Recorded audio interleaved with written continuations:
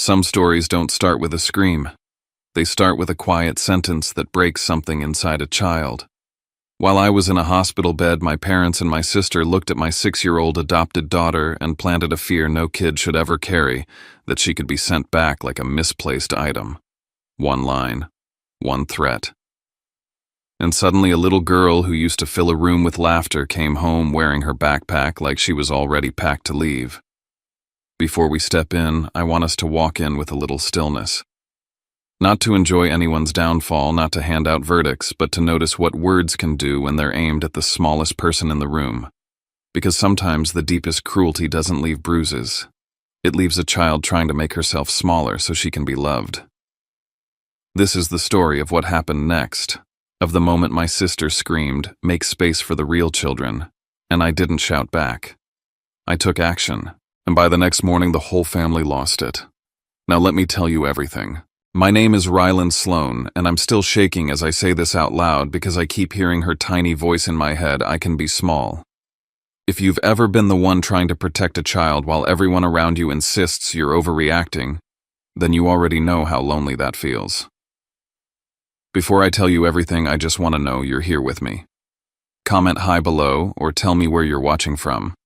I love seeing how far a story can reach, and sometimes knowing someone is listening makes all the difference. And if you want more real, raw stories about family betrayal and the moment someone finally chooses themselves and the people they love, please subscribe. It's a small click, but it helps me keep telling the truth when it's hard. Thank you. And now, let me tell you everything.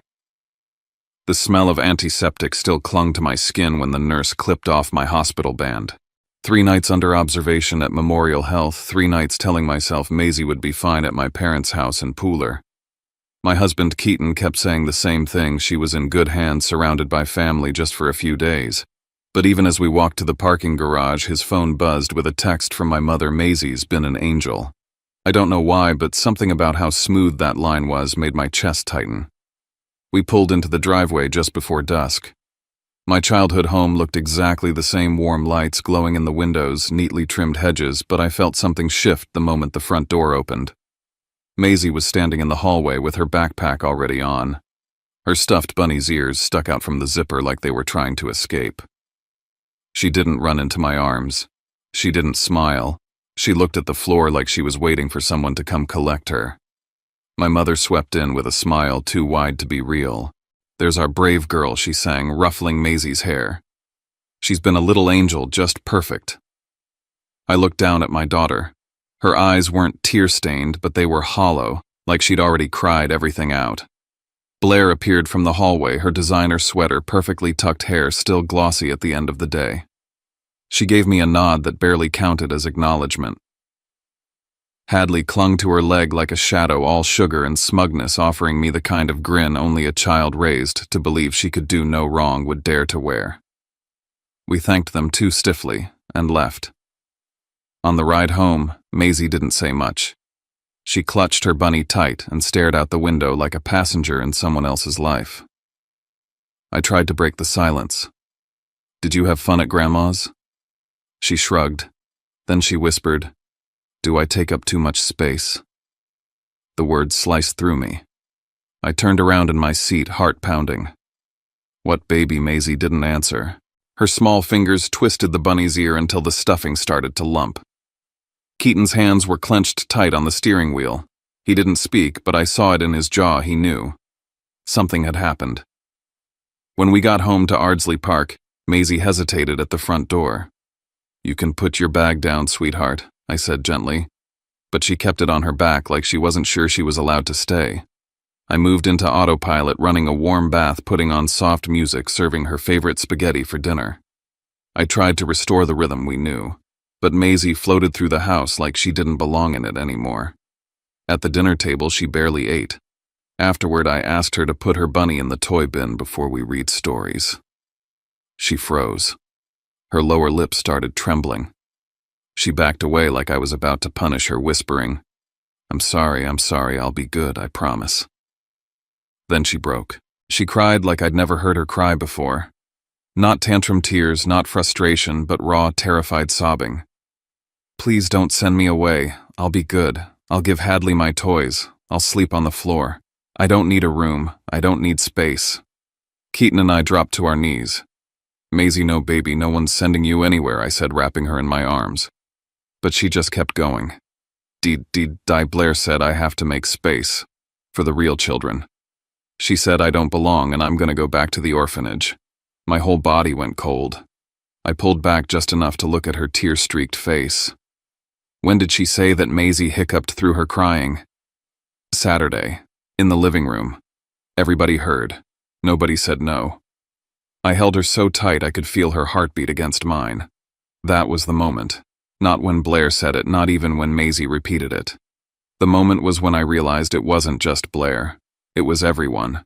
They all stood there. They all let it happen. Later that night, after Maisie finally fell asleep, clutching her bunny like a lifeline, I walked into the kitchen on legs that barely held me.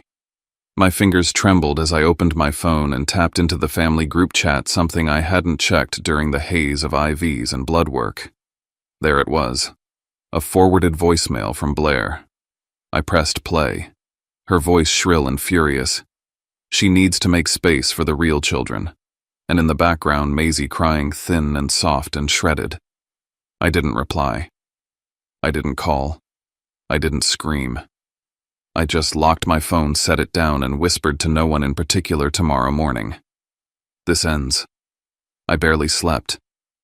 I sat on the floor outside Maisie's room most of the night, watching the shadow of her bunny ears stretch across the crack of light beneath the door. I didn't cry. I didn't pace. I planned. By morning, I was calm enough to make pancakes and ask simple questions. Who said that to you, baby? Maisie didn't look up from her plate.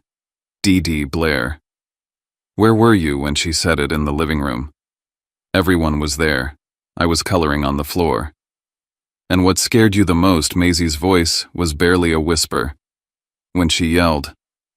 But mostly, when nobody said she was wrong. I tried not to react. I just nodded and let her eat. It unraveled slowly from there. Keaton and I pieced it together in fragments over the next hour. Blair had made Maisie sit next to Hadley all weekend, constantly comparing them. Hadley's a real niece. She looks like us. Hadley's going to inherit Grandma's piano. My mother had said nothing. My father, when Maisie started crying, had told her, just be a good girl and listen. Don't make a scene. They hadn't just allowed it. They'd built it together. When I asked about where she slept, Maisie said, the playroom. They said the nice rooms for the new baby. The real one. That word again. Real. It wasn't a slip. It was a campaign. I tucked Maisie's dance bag into the car and drove her to the studio. She still clutched her bunny even during warm-ups. When she turned to wave goodbye, her eyes didn't sparkle like usual. They just checked for my presence. After dropping her off, Keaton and I parked at a quiet coffee shop near Forsyth Park. He stirred his drink 3 times before saying, they called me while you were in the hospital, more than once. Asking if you were okay. Asking when you'd be back. Asking questions about the adoption, about paperwork. I looked up sharply. What did you say? That you were recovering and everything was fine? But I knew. The questions weren't concern. They were set up. Back at the house, I opened Maisie's backpack. Something felt off. Inside, tucked beneath her pajamas, was a zippered pouch I'd never seen. I opened it slowly. 3 neatly folded outfits. Not hers. Not packed by us. Folded by adult hands like a goodbye bag. I moved to the filing cabinet in my office. Opened the drawer where we kept legal documents. Our copy of Maisie's adoption decree was out of place, slightly bent, as if someone had pulled it out, maybe even photocopied it. My stomach dropped. They weren't just trying to scare her. They were testing the waters, seeing how far they could go. I didn't panic. I didn't storm over to their house. I called a lawyer. I looked up a therapist who specialized in post-adoption trauma. I drafted a message, 38 words. It would go out in the morning. Not a single syllable was emotional. Not one could be twisted. Later that night, Keaton walked into the room holding his phone. His face was pale. You need to see this. It was a screenshot, a text from Blair to him, dated 2 days ago. If Ryland's not stable, the family can step in. You've always been good with Hadley. And with the new baby coming, we need to think long-term. They were drawing battle lines. They weren't just trying to make Maisie leave. They were laying the groundwork to make me look unfit. To push me out of my own daughter's life. At 11:04 p.m., I parked alone outside the hospital garage. The place where it all started. The place they thought I'd be too weak to fight back from. I looked down at the unsent message glowing on my screen. Keaton's voice came from the passenger seat. "You sure about this?" "I don't need to be sure," I said, my thumb hovering over the button. "I just need to be right." And I hit send. I didn't yell, I acted. And by morning they all lost it. At exactly 7:00 a.m. I hit send. It was one message, 38 words. No emotion, no room for debate. Just a clear, cold line in the sand. Effective immediately, you are not to contact or attempt to visit Maisie Sloan. Do not come to our home. All future interactions will be documented and handled through legal counsel. This is not open for discussion. I sent it to the family group chat and exited it the moment the message delivered. I didn't wait for replies. I didn't need to hear their excuses. Silence was my final word. Downstairs, I made waffles shaped like hearts. Maisie smiled a little when I added whipped cream, but she still kept the bunny in her lap. Keaton quietly checked the door locks, reset the Ring doorbell camera, and updated the list of blocked numbers on both our phones. We moved like a team of surgeons, precise, calm, efficient. We knew what was coming. As I packed Maisie's backpack for dance class, I noticed something. A note had been slipped into one of the side pockets. It was in my mother's handwriting. "You're being dramatic. Don't let your mental state ruin your family. Think of Hadley. Think of the new baby." I didn't react.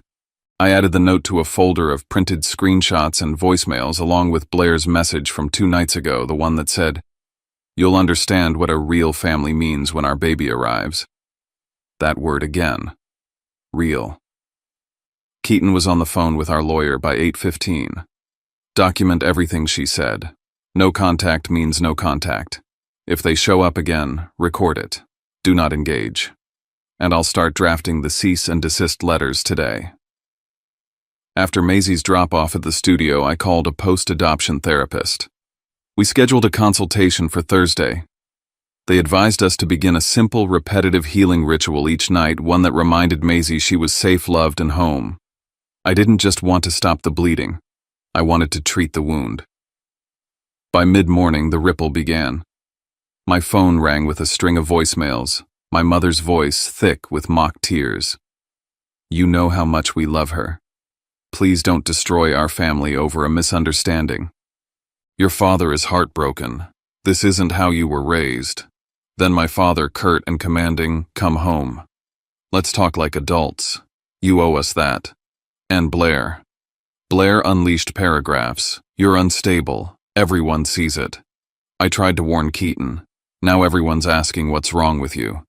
If you think you can keep Maisie from her family forever, you're delusional." I didn't respond to any of them. I forwarded every message to our lawyer, every tear-stained voicemail, every line of gaslighting. But the scariest part wasn't what they said. It was what started trickling in from people I hadn't heard from in years. "Hey, Ryland. Random question, did you really get held for mental evaluation at Memorial last week? Blair said they had to keep you for observation. You okay?" That's when I realized they'd already started poisoning the well. I'd spent 3 nights in the hospital for a low-potassium episode after a stomach bug, but now they were spinning it into a breakdown narrative. If this were chess, they'd move their pawns before I even sat down at the board. I called 2 old friends, people who knew me and Maisie well, one of whom lived just down the block. "I need to say something out loud," I told them. "This weekend, my sister told Maisie she'd be sent back to the orphanage to make room for real children." My parents stood by. I'm not asking for gossip. I just need people to know what really happened. They listened. They believed me. And they promised they'd be there if it came to that. But the first true reckoning happened that afternoon. I had just gotten off a call with the therapist when the Ring app chimed. Motion detected at front door. I opened the video feed. Standing on my porch were Blair, Colleen, and Warren. Colleen held a bakery box. Warren had a bouquet of sunflowers. Blair, of course, had nothing but that snake oil smile. They knew I wouldn't open the door. That wasn't the point. They stood close to the camera, speaking just loud enough for the neighbors to hear. "We're just here for the kids," Blair said sweetly. "We know Ryland's under a lot of stress, poor thing. But the children shouldn't suffer." Colleen piped in with, "We brought cupcakes, Maisie loves those, right?" I hit record on the Ring app. They weren't visiting. They were performing. Keaton appeared behind me, eyes narrowing. "Want me to call the cops?" "No," I said. "Let them finish the show." They stayed 4 minutes long enough to be noticed by Mrs. Lehman next door, who peeked through her curtain. Long enough to get caught on 3 security cameras. Long enough to make me feel like I was the villain in my own neighborhood. When they finally left, I turned to Keaton. "They chose a stage," I said quietly. "So I'm giving them an audience."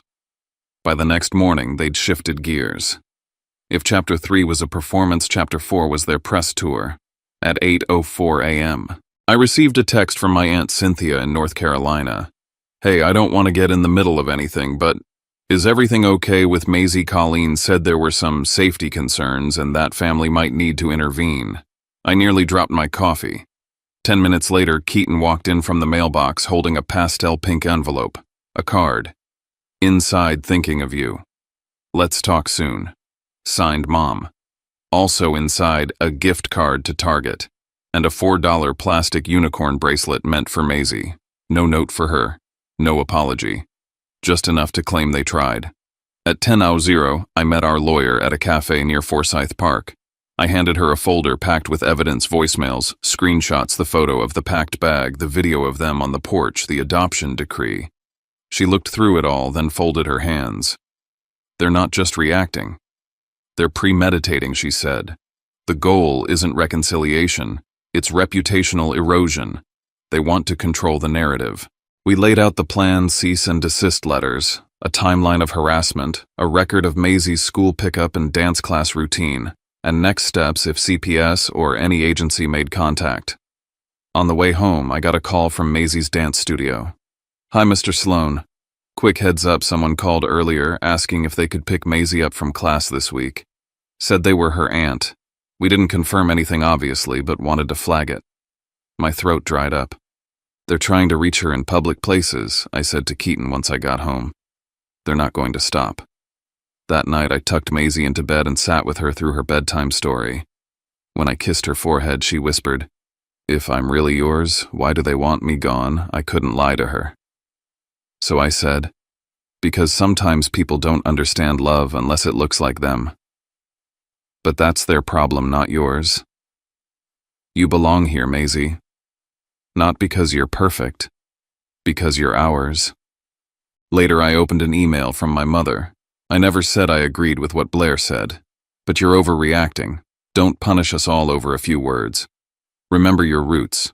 Attached were photos of baby clothes, one labeled "For Our Real Grandbaby," the other an obviously re-gifted stuffed animal for Maisie.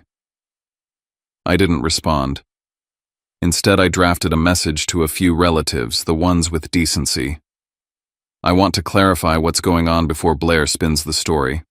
My sister told my daughter, my 6-year-old, that she would be sent back to the orphanage because she's not a real child. My parents stood by. I am protecting my daughter. That's all this is." By midnight, I'd learned Blair was already telling a different version of events, that I had threatened to return Maisie because we were expecting a biological child. A complete inversion of the truth. And then came the final hit. At 12:43 a.m., my phone rang. A robotic voice.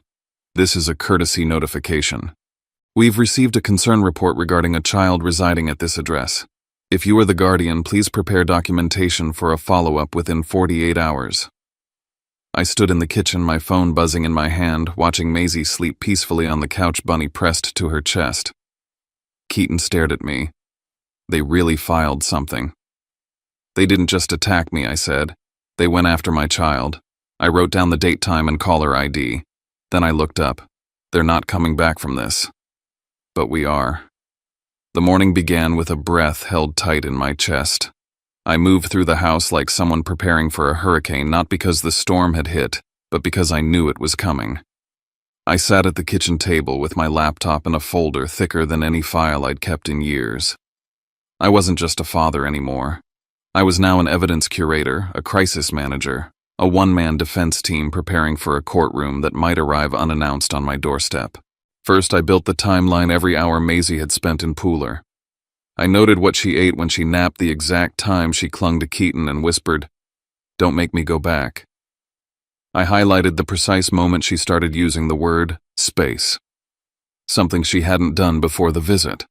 I printed out her adoption decree, her pediatric reports, her therapy intake notes, her school schedule, and a signed letter from her dance instructor documenting behavioral changes after the weekend visit. It wasn't for show, it was survival. If someone came to question my fitness as a father, they weren't walking away with assumptions. They were leaving with proof. By 10:00 a.m., the phone call came. Blocked number. Calm voice. "This is a scheduled verification call concerning a minor at your residence. Please confirm your identity. This call may be monitored. No agency name, no direct accusation. Just a carefully constructed net waiting to see how I moved." I had already practiced my responses. My attorney had drilled them into me. Maisie Sloan is my legal daughter. She is safe and currently in school. If there are any concerns, please submit them through formal legal channels. I will respond with documentation. They asked nothing else, just noted the time and ended the call. Later, Keaton found a message in his inbox from Colleen. "You've always had such a good head on your shoulders. Are you sure Ryland's okay? He can get intense. We just worry about stability, especially with another baby on the way." We didn't reply. We forwarded it to our attorney, but I could see the tremor behind Keaton's eyes. "They're trying to fracture us," I said quietly. He nodded. "They won't." By the time we picked Maisie up from dance, I had updated the front desk with her approved pickup list, me and Keaton, no exceptions. I printed our photos and handed them over. Her teacher, Miss Danny, looked uncomfortable. "Just so you're aware, someone came by earlier, said they were an aunt, wanted to say hi during class. Got upset when we turned her away." I thanked her. Then I sat in the parking lot for 20 minutes after everyone left, just in case anyone else showed up. That night I handed Maisie a new laminated card for her backpack. On it, in big letters, "If I feel scared or confused, I can say I want to call my dad." It wasn't just for her safety, it was a record. A proactive measure to show I was doing everything I could to protect her emotionally, legally, physically. Still, they kept pushing. A day later, I got a call from someone claiming to be a family reconciliation counselor. The voicemail was all soft tones and false concern. "We've been asked to reach out on behalf of concerned relatives. We'd love to help restore connection, avoid legal escalation, build bridges, not walls." No name, no credentials. I recognized the manipulation. They were baiting a refusal so they could say, I was the one rejecting help. I didn't respond. I saved the voicemail. I needed air. So I arranged a meeting. A quiet table at a cafe on Broughton Street. Across from me sat my cousin Mara, one of the few who had remained neutral so far. Next to her was Eli, my oldest friend and Maisie's godparent. I didn't beg. I didn't plead. I played the voicemail Blair had left screaming, "Make space for real children." I showed them the video of Colleen and Blair on our doorstep pretending for the Ring camera. I handed over the screenshots of Blair's text to Keaton. "You don't know what Ryland's capable of. I'm worried about that little girl."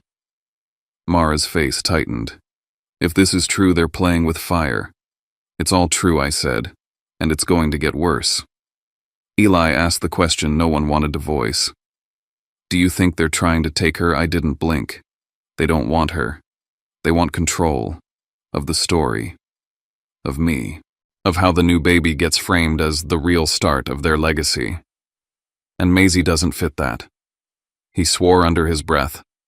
Mara looked sick. "I need you both at the baby shower," I told them. "Not for celebration, for observation. If they show up, I want witnesses." They agreed. When I got home that night, Keaton was waiting with a pale face. Studio called. Someone tried again. Asked about Maisie by name. Got angry when they were refused access. Didn't leave a name. I was beyond fear. I was sharpening. They're trying to provoke us, I said. We're not going to react. We're going to document. Keaton looked at me serious. What happens if they escalate again? I didn't hesitate. Then we let them. But this time in public. This time with eyes on every move. That night our lawyer called with the final blow. If they filed a concern report, the knock could come at any time. They don't need probable cause, just enough suspicion. And once they show up, that's the story your family will tell Ryland's under investigation. I sat on the couch while Maisie slept upstairs. Keaton placed his hand gently on my shoulder. You scared, yes. I admitted. But fear doesn't mean retreat, it means I move carefully. I looked at the calendar. Baby shower 4 days. They'll come. I'm counting on it. We drove to Pooler in silence. Maisie stayed home with Eli, coloring dinosaurs and learning how to make waffles. I didn't want her anywhere near what I was about to walk into. Colleen opened the door like we were expected. Warren was already seated in his usual chair, arms crossed stiff. Blair stood near the mantel, arms folded like a lawyer who knew she couldn't be touched. I'm not here to reconcile, I said. I'm here to clarify, and to establish boundaries you've bulldozed. Colleen blinked fast, face trembling. We only want to see our granddaughter. That's not a crime. No, I replied. But threatening to send a 6-year-old back to an orphanage is, emotionally, morally, legally. Warren scoffed. You're making a mountain out of a moment. I pulled out my phone, played the voicemail again. Make space for real children. Then I asked, who said orphanage first? Who said real children? Who stood by and said nothing? Colleen's voice cracked. We didn't mean it literally. Then what did you mean? To make her behave, she admitted. Children need structure. That's not structure. That's psychological warfare. Blair stepped forward, finally tired of the performance. She needs to know where she stands. She's not blood. You act like you're some kind of savior, Ryland, but you picked her, and you can unpick her. That's how choices work. There it was. The sentence I needed.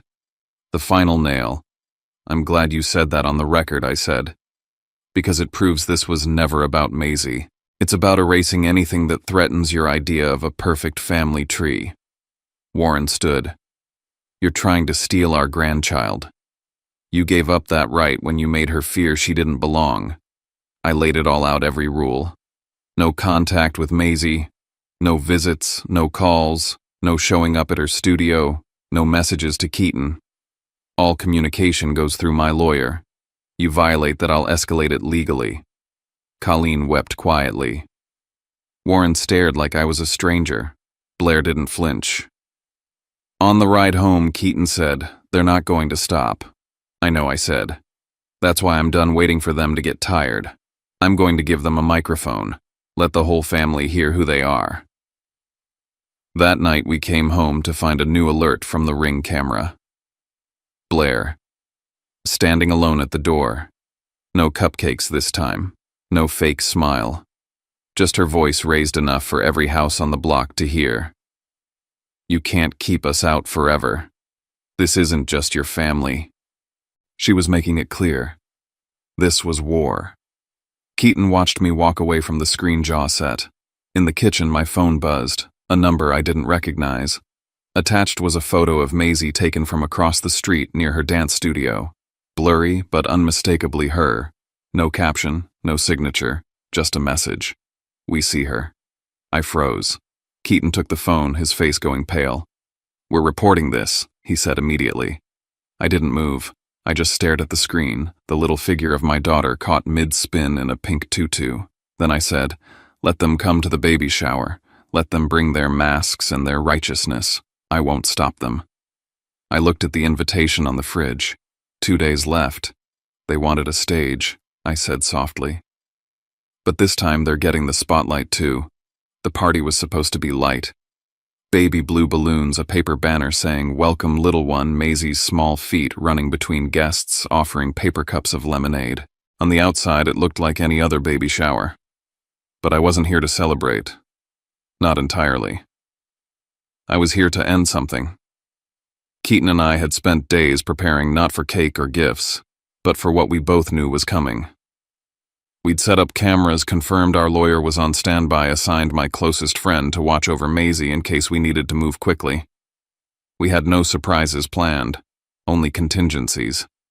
Maisie had helped blow up the balloons herself. Her cheeks were red hands, sticky from frosting she kept swiping from the cake before we told her to wait. She wore a pale yellow dress and had insisted on wearing her grown-up clip in her hair. When a guest asked her if she was excited to be a big sister, she lit up like a firework. And then the doorbell rang.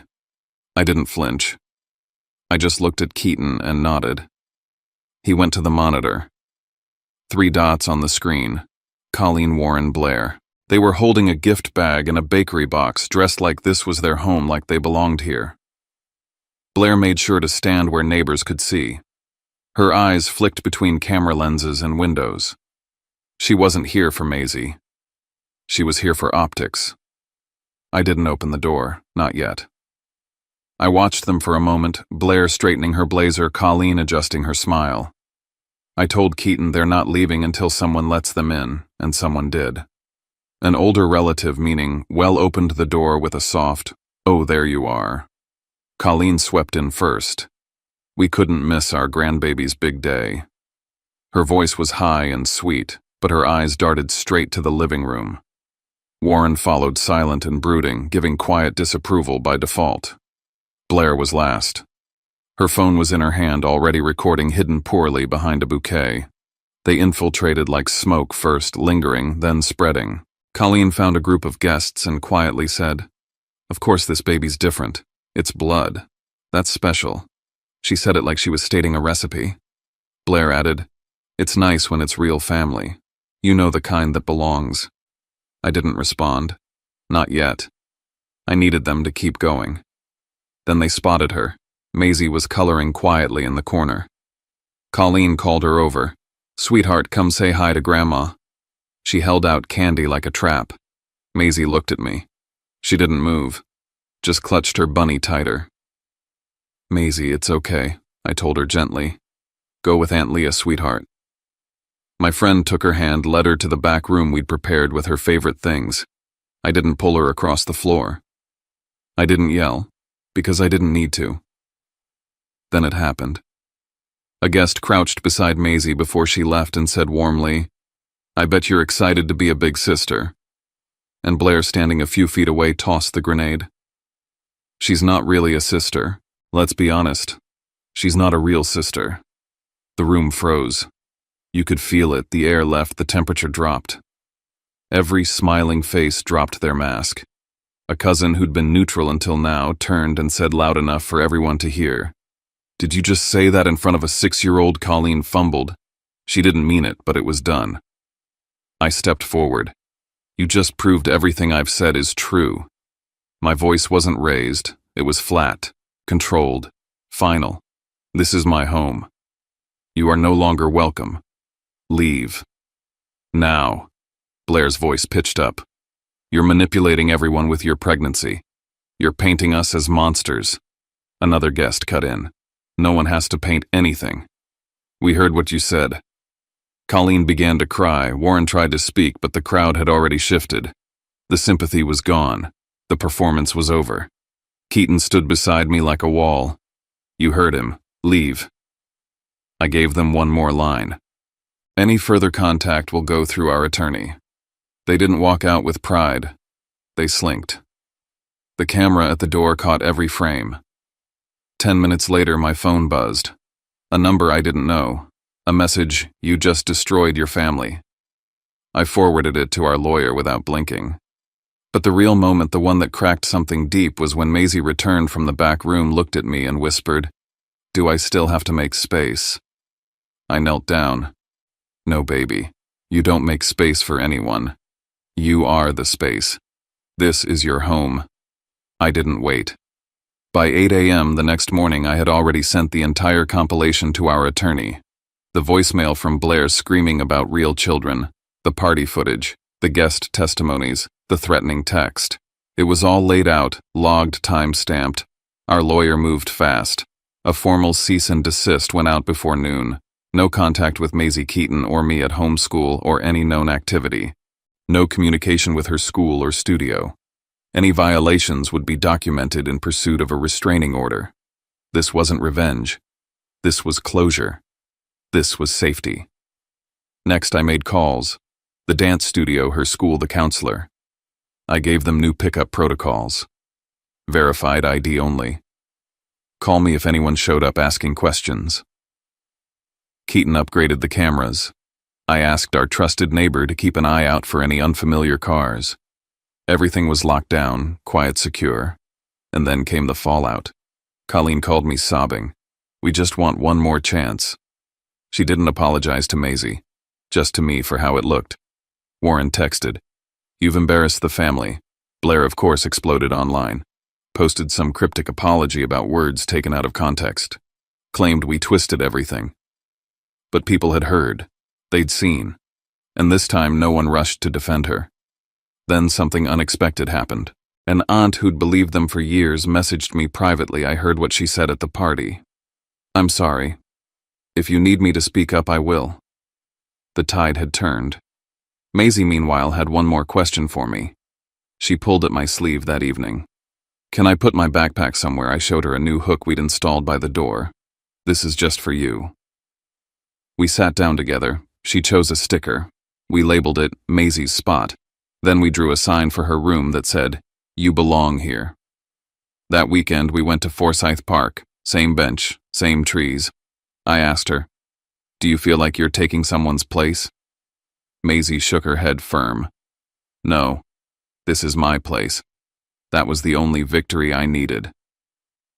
Later that night, Keaton and I reviewed the final letters. We added a list of approved people into our custody file. People who respected our daughter not because she was adopted or biological, but because she was human. Because she mattered. I stood in her doorway as she slept, bunny in hand, backpack on the hook, breathing deep, safe. She'd survived what no child should endure, and I'd done what every parent should. I didn't wait for them to understand. I protected her anyway. And finally, she was home. When a story like this ends, it doesn't really end with a slammed door or a final message on a screen. It ends in quieter places. In the way a child finally takes her backpack off without flinching, in the way a home starts to feel like home again. And maybe that's the only kind of win that ever matters. Because when we strip the drama away, what's left is simple: a kid who wanted to belong and an adult who finally chose protection over permission. If there's anything to carry with us, it's this: sometimes the most human thing we can do is refuse to make someone smaller, just so the room feels comfortable. We don't have to turn people into villains to set boundaries, and we don't have to harden our hearts to be firm. There's compassion, and then there's access. Not everyone deserves both. If you made it this far, thank you for sitting with me. And if you'd like to be part of a space where stories like this get heard, where people show up, listen and share without judgment, subscribe and stay close. If you want, leave a few lines in the comments, just hi or where you're listening from, or a moment in your life when you had to protect what mattered. I read more than you think. Take care of yourself. And I'll see you in the next story.